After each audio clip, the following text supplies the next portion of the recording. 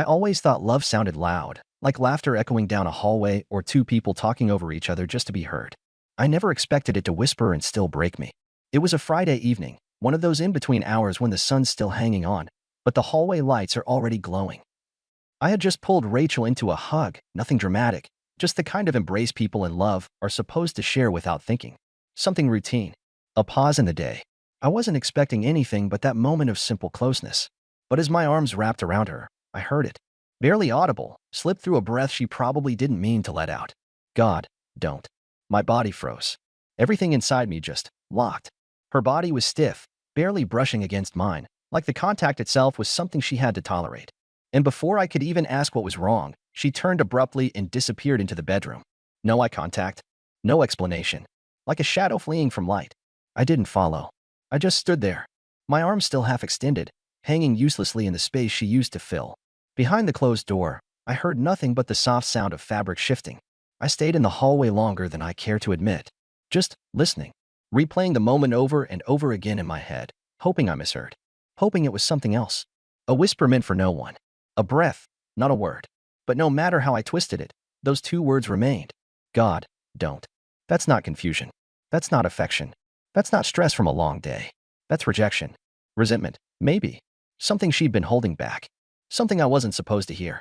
I dropped my arm slowly and turned toward the wall, where a photo hung in a cheap wooden frame. It was us. Rachel and I, standing on a bluff 2 summers ago, wind in her hair, sunlight bleeding into the lens. She had her hand wrapped around my waist, her face pressed into my shoulder, smiling like she had everything she ever wanted. And I looked exhausted, but proud. Like a man who built a life with his own hands and thought it would last. Back then, I thought I was lucky. Not the fairy tale kind. Not chosen by the universe lucky. Just a man who found someone before the storm hit. That photo lied to me. Or maybe we were both lying, even then. I waited for her to come out. For the door to creak open. For her to offer some clumsy excuse, a bad dream, a sore back, a stressful phone call. But the door never moved. The silence didn't explain itself. I didn't knock.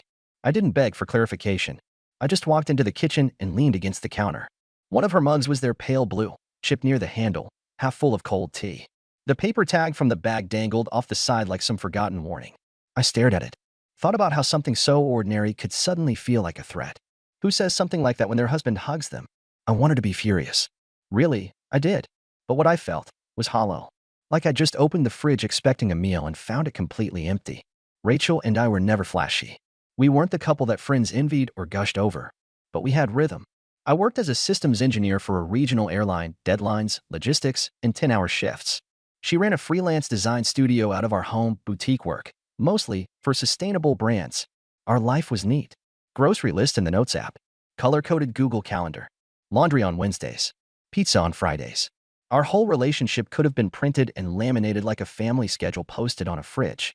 Maybe that's why she flinched. Maybe she outgrew that kind of life. Or maybe she just outgrew me. What I couldn't shake wasn't the whisper or the hug. It was the way she turned and never looked back. Not even a flicker of regret. Like that moment wasn't spontaneous. Like it had been practiced in her mind a dozen times before. And that terrified me. Because if that wasn't shock, if it was instinct, then how long had she been hiding it? How many other moments had I missed? I didn't know it then, but that would be the last time I reached for her without second-guessing myself. After that, I wouldn't be reaching for comfort. I'd be reaching for the truth. We didn't speak about it the next day. Not directly. We moved around each other like strangers in an airport terminal, polite, distant, disconnected. She scrolled through her phone while sipping coffee. I packed my bag for work like nothing had changed. But everything had. That weekend we were invited to a birthday party at our friend Greg's place. Just a casual evening. Drinks, board games, too much wine. I wasn't in the mood, but we went anyway. Rachel came alive around people. That's always been her magic. She knew how to light up a room. And that night, she did exactly that. She was glowing, laughing too loudly, touching people's arms when she talked, including his. Logan. I'd heard his name before. He was a client, supposedly. She mentioned him offhand in meetings, said he wanted a rebrand for some startup. But watching them that night, the way she touched his arm, the way she leaned in when he talked, it didn't look like business. I didn't say anything. Not yet. The car ride home was brutal. Rachel stared out the window like we just left a yoga retreat, not a social minefield. And I gripped the steering wheel like it was the only thing keeping my hands from shaking. That kiss, I said, voice low, measured. She didn't flinch. Didn't turn her head. What kiss? You know which one. Logan? She scoffed softly, like I was boring her. It was a dare. You're being dramatic. I turned my eyes back to the road. My mouth tasted like rust. You kissed him for 11 seconds, I said. She laughed. Dry. Dismissive. Are you timing me now? And that's when it hit me. She wasn't sorry. Not even close. She was amused. You're blowing this way out of proportion, she said. I didn't sleep with him. It's not like I cheated. That word hung in the air, unspoken but fully implied. I didn't answer. Because somewhere in that silence, something broke. And I didn't even know what it was yet. We pulled into the apartment parking lot, and I just sat there. Engine ticking, hands still on the wheel like I was mid-turn, mid-thought, mid-something I couldn't name. Rachel opened the door without another word, her heels clicking on the pavement as she walked away from me like we hadn't just unraveled in the car. I didn't follow her immediately. I stayed there another 5 minutes, maybe more. Not to calm down. I wasn't angry in the traditional sense. I was just stunned. Like I'd been in a car crash, only the airbag never deployed, and now I was sitting in the quiet aftermath trying to understand what had hit me. The apartment felt colder than usual. Rachel was already in bed, back to me, scrolling through her phone with the blue light glowing across her face. She looked like a stranger under that light, like someone too far away to reach. I didn't speak, didn't get in the bed, just went to the bathroom, turned the faucet, and splashed water on my face like that could reset me somehow. But my reflection just stared back, unchanged. Same haircut, same eyes, same man. But something inside had shifted. That night, I lay beside her and didn't sleep. Not even a little. My mind just kept spinning, but every thought seemed to orbit the same center, the same brutal, inescapable fact. She didn't care. Not about the kiss. Not about the moment. Not about how I felt. And if she didn't care, then what was I still doing here? By morning, I'd made a decision. If she wanted this to be a game, fine.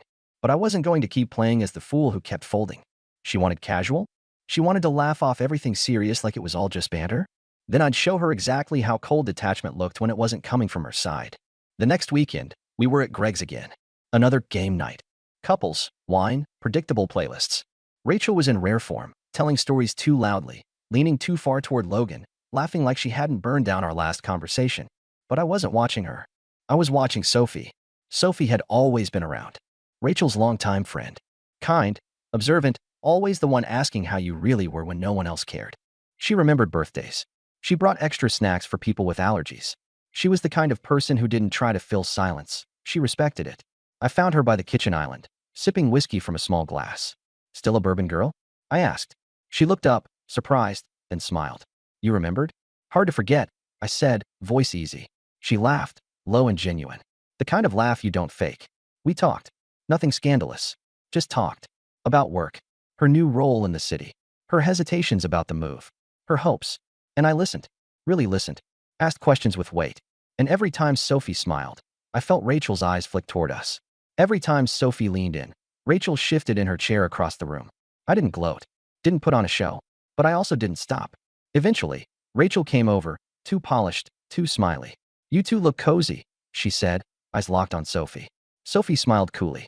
Noah was just telling me how much he appreciates digital design. Who knew? I shrugged. You spend enough time with a designer, some of it rubs off. Rachel's laugh was brittle. Off. Maybe you can design my next logo then, huh? I looked at her, unreadable. I think you already have plenty of volunteers. She blinked. Just a second. But enough for me to feel it land. Sophie excused herself soon after. But not before giving me a look. Curious, thoughtful.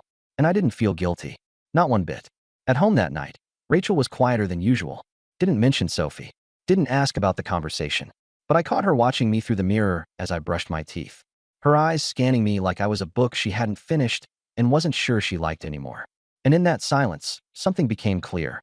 I didn't talk to Sophie because I was trying to cheat. I talked to her because it was the first time in weeks that Rachel seemed to actually feel something. She'd grown so used to me being predictable, soft, reachable. Now she couldn't read me. That spark I saw in her eye. It wasn't affection. It was fear. And fear meant she still had something to lose. Next weekend, another gathering. This time, a backyard party. String lights, melting coolers, cheap beer, and early 2000s pop songs playing off someone's half-dead Bluetooth speaker. Comfortable. Predictable. Rachel wore the red dress. The one she saved for nights when she wanted every man in the room to notice her, especially one. Logan was already there, of course. She beelined to him like gravity pulled her. I walked in, nodded at a few people, found my place by the fire pit, and waited. Sophie showed up 15 minutes later. Hair damp like she'd just stepped out of a hot shower, cheeks still flushed from the air. She found me near the fire. Hey, she said, brushing ash off the bench before sitting beside me. Didn't think I'd make it. Glad you did, I said. And we talked. Again, nothing explicit. Just conversation. Real. Easy. It wasn't romantic. But it was intimate. Like we both understood the rules and neither of us wanted to break them yet. Then, of course, someone said it. Truth or dare? Of course they did. The group circled up fast. Chairs pulled close. Drinks refreshed. I ended up sitting directly across from Rachel. She perched in her lawn chair like a queen hosting her court. Sophie beside me. Quiet. Calm. The dare started harmless. Eat hot sauce. Text someone a dumb question. Harmless stuff. Then it was Rachel's turn. She didn't hesitate. Noah, she said, eyes gleaming. Truth or dare? I didn't flinch. Dare. Kiss someone. Not me. She said it casually, but I heard the edge in her voice. I knew her too well. So I turned to Sophie. Didn't wait. Didn't explain. Just leaned in and kissed her. Not a showy peck. Not a polite party kiss. A real kiss. One with weight behind it. Sophie didn't pull away. She kissed me back. Slow, warm, unshaken. And when we pulled apart, she whispered just loud enough for me to hear. Let's do that again sometime. I leaned back, turned to Rachel. And her mask had slipped. Just a little. But enough. The corner of her mouth twitched. Her fingers clenched around her cup. Her smile was suddenly too wide. Too practiced. She laughed. Too loud. Too sharp. But it didn't matter. Because the damage was already done. And I wasn't done yet. I didn't look at Rachel for the rest of the night. I didn't need to. I kept my arm resting on the back of Sophie's chair, kept my voice light in the conversation, kept my laughter casual and honest. Not loud. Not performative. But every now and then, I could feel Rachel's attention prickling the back of my neck like static. Not because I was trying to provoke her. That part had already passed. I wasn't playing anymore. Later that night, as people filtered back inside to refill drinks and graze over leftover snacks, Rachel found me alone in the kitchen. I was at the sink, rinsing out a glass, letting the water run warm through my fingers. She stepped in behind me like she was staging something. That was cute, she said, twirling the ice in her cup. Her tone tried to be light, but it cracked. What was that little performance? You really wanted a reaction, huh? I didn't turn around. Just set the glass down and wiped my hands with a towel. I was just playing the same game you did. She stepped closer, voice dropping a notch. You don't even like Sophie like that. I smiled to myself before answering. You sure about that? And there it was. The flinch in her eyes. The one she tried to hide behind whatever expression she'd been practicing all evening. That moment where the script fell apart and she realized she wasn't the one directing the scene anymore. I walked out before she could say anything else. And from that point on, I knew I had the upper hand. Not because I was manipulating her, but because I'd finally stopped being the one clinging. That kiss, that spark in Sophie's eye, that weightlessness in my chest, it was more than payback. It was proof I could still feel something that didn't revolve around pain. But that wasn't the end. That wasn't even the climax. That came a week later. Another party. This one at someone's lake house. More drinking, more fake laughter, more pretending. Rachel had been extra quiet that evening, which, if you knew her, was the equivalent of blaring alarms. She wasn't withdrawn because she was embarrassed. She was calculating. Tense. She stuck close to Logan that night. Every touch a little too long. Every laugh a little too loud. But the strange thing was, no one was really watching him. Everyone was watching her watching me. Sophie and I weren't being obvious. No hand-holding. No whispering in corners. But our energy was different. Calmer. Closer. We didn't need to perform. The air around us did that for us. And it didn't take long before Rachel snapped. We were all back near the fire pit. Marshmallows going around. Someone tossed out another dare, something dumb. Everyone laughed. Then Rachel's voice cut through the night like a slap. Why don't you two just get a room already? Everyone went silent. I looked at her slowly. Excuse me? You heard me, she hissed, stepping closer. Is this your big move, Noah? Flirting with my best friend like some teenager? You think this is clever? Sophie shifted beside me, clearly stunned. You dare me to kiss someone, I reminded her. You kissed her like it meant something. Rachel shouted. You humiliated me. All eyes were on us now. Conversation stopped. Even the fire seemed to burn quieter. I kept my voice level. Didn't you do the same? Back at Greg's? With Logan? That was different, she snapped. How? Silence. Then she snapped again, louder. You're pathetic, Noah. You think one kiss changes anything? You think that makes you a man? You've been sleepwalking through this marriage for years. It stung. A little. But not in the way she wanted it to. Because this time, I didn't feel small. I felt anchored. Maybe I was sleepwalking, I said. But at least I wasn't pretending to be happy while kissing someone else behind my partner's back. She blinked, chest heaving, a vein pulsing near her temple. Then, without another word, She spun on her heel and stormed inside the house. The screen door banged shut behind her, loud and final. No one said anything. They didn't need to. That was the night the mask cracked all the way through. People started talking again, louder than usual, trying to shake the awkwardness. I stayed put, feeling the heat from the fire and the coldness of what had just happened swirling in my chest. I wasn't proud, but I wasn't ashamed either. I wasn't anything really. Just done. I waited. Gave it time. Enough time to make it clear I wasn't following her out of guilt or need. I waited until the energy had shifted back into its usual background hum, until people stopped staring. Then I stood up and walked away from the group. The lake glittered in the distance, calm and dark. I passed the dock, the picnic tables, the quiet edge of the house, and found myself near the guest cabins. One of them had its porch light on, faint and yellow. I don't know what made me check. I don't even know if I was expecting anything. Maybe I was hoping I was wrong. But the door wasn't locked. And the second it opened, I knew I wasn't. I heard the laugh first, low and familiar and smug. Logan. And then I saw them. Rachel in the bed, tangled in the sheets, her back bare, her hair a chaotic mess across the pillow. Logan propped up on one elbow, completely unapologetic. Hey buddy, he grinned. Didn't know we had an audience. Time froze. My fists clenched before I could stop them.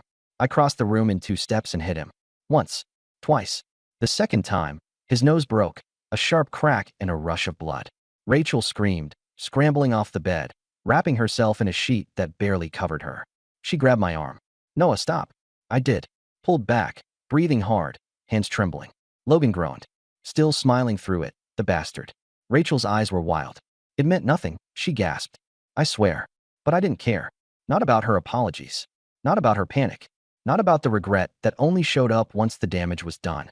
I turned and walked out. Didn't slam the door. Didn't say a word. Just left. Outside, the air felt cleaner. Sharper. The kind of air that lets you breathe all the way down. And for the first time in months, I did. Every step back to the main house felt like shedding weight. My shoulders dropped. My jaw unclenched. I wasn't angry. I wasn't hurt. I was free. Back inside, the house had mostly gone quiet. A few people whispered in corners. A couple of them glanced up as I entered, caught a look at my face, and quickly looked away. No one asked where I'd been. Maybe they knew. Maybe they didn't want to know. I went to our room. Packed slowly. Deliberately. Only what mattered. Each folded shirt felt like a small decision. Each pair of socks. A reminder that I was the one choosing this now. Not her. I couldn't stop what she did. But I could decide how I responded. And I chose silence. She didn't follow me. Not right away. Not until I had my bag over my shoulder and my hand on the door. Then I heard it. Noah, wait. I turned. She was standing at the end of the hall, still in that same crumpled sheet like it was a costume she hadn't taken off yet. Her face pale, her voice shaky. Please. It didn't mean anything. I was drunk. I wasn't thinking. That's the problem, I cut in. You never think. Because you never believe there'd be consequences. She stepped closer, desperate. You can't just walk away from this. From everything. I tilted my head. You mean from the marriage where you kissed my friend in front of everyone? Or the one where I found you in his bed? She recoiled like I slapped her. Noah, please. You broke it, I said quietly. And the worst part is, you knew exactly what you were doing. You just didn't think I'd ever stop caring. I walked past her, out the door, and I didn't look back. The screen door shut behind me with a weight that felt final. It didn't slam.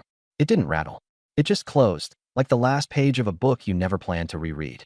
The gravel crunched under my boots as I walked toward the car. I didn't rush. I didn't even feel the cold. Everything inside me had already gone still. By the time I opened the driver's door, my hands were steady. I sat down, closed it softly, and stared through the windshield at the shadowy trees. The reflection of my own face in the glass. I didn't recognize the man looking back, but I trusted him. He didn't look broken. He looked finished. The drive home was quiet. The kind of quiet that doesn't echo, it absorbs.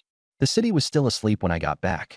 That narrow window just before dawn where even the streetlights seemed to whisper. I carried my bag inside and dropped it by the door. The apartment smelled like dust and something faintly sweet. Maybe her perfume lingering on the blanket tossed over the couch. Nothing had changed. And yet everything had. I didn't go to bed. Didn't shower. Didn't even change my clothes. I just sat on the edge of the couch, elbows on my knees, staring at the coffee table like it might offer answers. The remote, a water glass, a half-dead plant we both forgot to water. It all looked so stupidly ordinary. Like the universe hadn't just flipped upside down. When the sun started bleeding in through the blinds, I stood. Walked to the hallway closet. Opened the small safe we kept under the coats. Pulled out the folder I never thought I'd need. Divorce papers. I'd printed them months ago, Back when things started to feel brittle, I never filled them out. It felt like tempting fate. Like keeping a fire extinguisher in your car because you've noticed smoke under the hood. Now it felt like the only rational thing I'd ever done. I set them on the kitchen table, picked up a pen, started writing. Name, date, grounds, irreconcilable differences. The pen didn't shake. My hand didn't hesitate. Halfway through the first page, I heard the knock. 3 soft taps. I didn't get up right away. Didn't need to look through the peephole to know who it was. I opened the door. Rachel stood there. Same clothes. Hair tied up in a loose knot. Mascara smudged. Eyes red and puffy.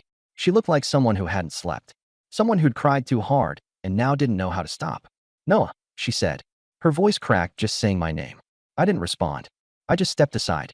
She walked in slowly, like she wasn't sure she belonged here anymore. And the truth was, she didn't. I shouldn't have done it. She started, then bit her lip hard. I was selfish. I was drunk. I was stupid and angry, and I didn't say a word. Just turned back to the table and continued filling out the paperwork. She saw the forms and stopped mid-sentence. Her voice broke into a whisper. Noah, what is this? You know what it is. Please don't. Her voice trembled. We can fix this. We've been through hard stuff before. I finally looked up. No, we haven't. She sat down across from me like her knees gave out. I made a mistake, she said again. No, I replied. You made a decision. She swallowed, eyes glistening. You don't have to forgive me. Just don't stop loving me. That part hurt. Not because it made me waver, but because of how familiar it once would have sounded. There was a time when I would have grabbed her hand just for saying it. There was a time when that sentence could have undone every bruise between us. But that time had passed. I'm not angry, I said. She blinked, surprised. I'm just done. You played with fire, Rachel, and you called it freedom. Her bottom lip quivered. I slid the papers into a folder and stood. She didn't follow me. Not yet. She just sat there, in the chair we used to argue over who got the bigger slice of pizza in. Now she looked small in it, like a guest in a place that no longer felt like home. I walked down the hall, past our bedroom, past the framed memories nailed into the drywall, each one now feeling like a lie someone else told me. Every photo, every note on the fridge, every shared toothbrush, it all belonged to a version of us that didn't survive. I heard her voice again. Soft. Cracked. Noah. I stopped. She stood there, hands clenched together, like she was trying to keep herself from falling apart. You don't have to say anything else, she said. I know what I did. I know how bad it was. I just needed to see you one last time. To know what I destroyed. I nodded slowly. You want forgiveness? She didn't answer, but the words sat between us like a question she was too ashamed to ask out loud. I walked closer. Not close enough to touch her. Just enough to see her fully. I don't hate you, I said. She inhaled sharply. But I don't believe you anymore. She blinked hard. A tear slipped down one cheek. You didn't lose me because you made a mistake. You lost me because afterward, when I stood there, you shrugged. That's what stayed. Not the kiss. Not even the bed. The way you looked at me like it wasn't worth fixing. Her hands went to her face, shoulders shaking with silent sobs. I'm not coming back, I said. Because what we had, it's not something I can want again. It's something I survived. She nodded, tears streaking down. I'm sorry, she whispered. One last time. I know. I opened the door. She stood still for a few seconds like maybe there was one more line to say. But there wasn't. She stepped out. And I didn't watch her go. Not out of cruelty. Just peace. That afternoon, I met Sophie at a small cafe near the park. She was already there, sitting outside with the sunlight catching her hair, a pair of sunglasses balanced on her head. When she saw me, she smiled. Everything okay? She asked. And for the first time in a long, long time, I could tell the truth. Yeah, it finally is. There's something strange about the way healing starts. It's never loud, never sudden. There's no orchestral swell. No moment where your heart leaps and says, this is it. I'm better now. It's quieter than that. Softer.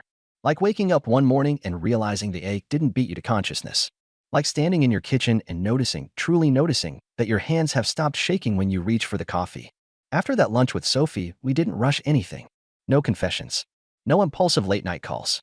No candlelit moments full of tension and half-spoken longing. Just check-ins.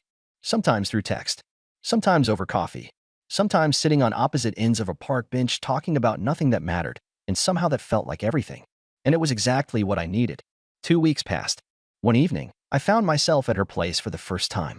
A small apartment above a bakery, windows open, faint cinnamon in the air. Her place was cozy in the way that had nothing to prove. Books stacked on the floor. A half-solved puzzle on the table. A cat named Theodore watching me like I'd interrupted his private hour. We sat on the couch. Close, but not quite touching. A movie played in the background, but neither of us paid attention. Something about sitting next to her made the noise around us fade. Not in a dramatic, cinematic way, more like a soft dimmer switch turning the world down just enough. She sipped her wine, looked at me sideways. I haven't had someone just sit with me like this in a long time, she said. You seem like someone people don't walk away from, I replied. She smiled faintly. They don't. I just stopped gripping too tightly. That stayed with me for the rest of the night. Later, after the wine was finished and the credits rolled on a movie we couldn't name, her knee brushed mine. I didn't move. Neither did she. There was no rush. No hunger. Just quiet.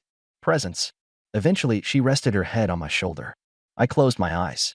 Not because I was tired. Because it felt like peace. When I stood up to leave, she walked me to the door. She hesitated for a second, just a breath, then looked up. Not yet, I said gently. She nodded. No sadness in her eyes. Just grace. Back at my apartment, something felt different. Not dramatic. Not spiritual. Just easier. I passed the kitchen table where the folder with the signed divorce papers still sat, unopened since Rachel left. I glanced at them, then at the window. The skyline blinked back at me.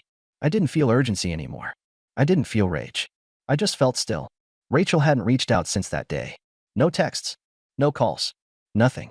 And maybe that silence was her final apology. Or maybe it was just her way of holding on to control. Either way, it didn't matter anymore. It didn't hurt. It didn't echo. It was just gone. The next morning, I woke up and brewed coffee without thinking. Sat at the window in the early light, steam rising from the mug, the world outside beginning to hum. My phone buzzed. Sophie, hope you woke up to something good. I looked at the message for a long moment, then smiled, not on purpose. Just because it happened. Me. I did. A week later, it was Saturday again. I'd just gotten back from a long walk through the park, earbuds in, mind drifting. I had plans with Sophie later, nothing special. Lunch. A used bookstore she loved. Maybe a walk through the arboretum. Nothing heavy. That was the point. I turned my key in the lock, pushed open the door. And there she was. Rachel, sitting on the edge of the couch like a statue carved out of guilt. Her shoulders hunched forward, hands clasped, eyes glassy. She stood when she saw me. Hi. I didn't answer. Just set my keys down and hung my jacket, taking my time. I didn't ask how she got in. I knew. She still had a spare. That was on me. I won't stay long, she said quickly. Her voice trembled. I needed to say it to your face. I leaned against the counter, arms crossed. Say what? She took a shaky breath. What I did, with Logan. It broke something.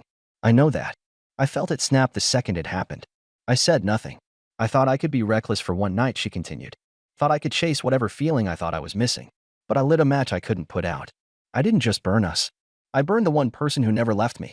She looked down. Her hands were shaking. I've been going to therapy, she added, like she needed to prove something. Trying to figure out why I keep destroying the good things in my life. Why I need chaos to feel alive. And I think I know now. I raised an eyebrow. Because I never felt in control, she said. And you were always so steady. So sure. I think I wanted to shake it. To see if I could break it. And when I did, I realized what I lost. I looked at her. Not with hatred. Not even sadness. Just clarity. You want forgiveness? She nodded once. Yes. And what happens if I give it to you? She looked confused. Like the question caught her off guard. Do you think we go back to how it was? I asked. Do you think it erases the way you looked me in the eye after that night and acted like none of it mattered? No, she said softly. But maybe it lets you move on. And maybe it lets me stop hating myself. I stepped closer. Not close enough to be a comfort. Just enough to make sure every word landed. I don't hate you, Rachel. She blinked fast, surprised. I just don't believe you. She opened her mouth to speak, then stopped. You didn't lose me because you made a mistake. You lost me because afterward, you shrugged. Her face crumpled. One hand went in her mouth as tears spilled freely now. I'm not angry anymore, I said. But I'm not coming back. Because what I had with you. It's not something I want again. It's something I survived. She nodded slowly, shoulders trembling. I'm sorry, she whispered. One last time. I know. I opened the door. She stood there a moment like she might say something else. But she didn't. She stepped out into the hallway. And I didn't follow. The door closed behind her with a soft click. Not a slam. Not a bang. Just a sound with no return. I stood there for a second, my hand still resting on the doorknob, as if I had to feel the boundary between what was and what was no more. Then I turned away, walked back inside, and let the silence settle. But this silence was different. Not the same kind I'd sat in weeks ago, the one that buzzed in your ears and made you feel like your own breathing was too loud. This silence was calm. Still. Like the inside of a cathedral after everyone has gone home. A few hours later, I met Sophie for lunch. She was already at the table, sunglasses on the edge of her nose, flipping through a second-hand novel while waiting for me. When I sat down, she looked up and tilted her head slightly. "Everything okay?" She asked it gently, not with pressure, not with expectation.